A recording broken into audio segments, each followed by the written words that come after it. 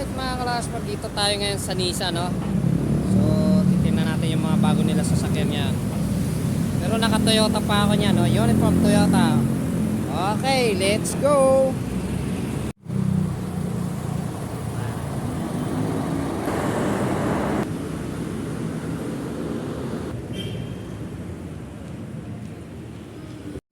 Alright mga kalasmag, no? Nandito tayo ngayon sa Nissan, no? Pero yung uniform ko naka-Toyota ako. Panis, oh. Toyota po yan, no? Pero yung brand ko na pinunta ko dito, Nissan. So magkakambas tayo ngayon ng ano. Ito yung bago nilang ano, no? Yung sasakyan nilang Patrol V8. Ang laki. Ganda, oh. 7-seaters na rin siya.